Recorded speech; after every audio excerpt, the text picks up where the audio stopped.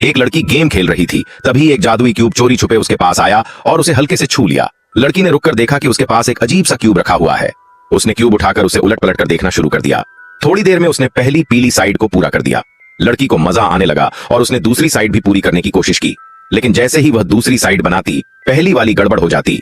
बार बार असफल होने पर वह झुंझलाकर क्यूब को एक तरफ फेंक देती और फिर से गेम खेलने लगती। जादुई क्यूब उदास होकर वापस उसके पास आया। उसने देखा कि लड़की गेम में इतनी माहिर है, तो उसने सोचा कि वह इसे भी सही कर सकती है। क्यूब ने लड़की के हेडफोन को हल्के से छुआ। लड़की चौंक गई। उसने कभी नहीं सोचा था कि एक क्यूब में भी जान हो सकती है। अब क्यूब ने लड़की के सामने अपनी मंशा साफ कर दी। वह उसके पैरों पर चढ़ गया और उससे विनती करने लगा कि उसे ठीक कर दे। लड़की ने हंसते हुए क्यूब उठाया और फिर से उसे ठीक करने की कोशिश करने लगी। इस बार वह बेहद ध्यान से काम कर रही थी। यहाँ तक कि जब मेट्रो का स्टेशन आने वाला था, तब भी वह पूरी तरह से क्यूब में डूबी हुई थी। लेकिन जैसे ही वह आखिरी स्टेप तक पहुंची, उसे समझ नहीं आ रहा था कि क्या करे। वह डर रही थी कि कहीं पहले किए हुए काम को फिर से न बिगाड़ दे। मेट्रो स्टेशन पहुंचने में सिर्फ 2 मिनट बचे थे। क्यूब को उसकी परेशानी समझ में आ गई। उसने लड़की को इशारा किया और उसे अपनी जादुई दुनिया में ले गया।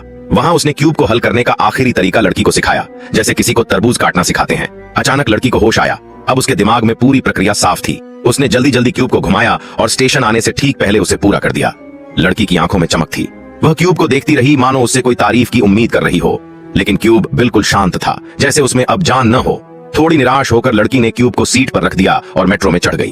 तभी एक अधेड़ आदमी मेट्रो की तरफ दौड़ते हुए आया, लेकिन दरवाजा बंद हो गया। उसे देखकर क्यूब फिर से जिंदा हो गया। उसने अपनी जगह से छलांग लगाई और उस आदमी की मदद के लिए दौड़ पड़ा।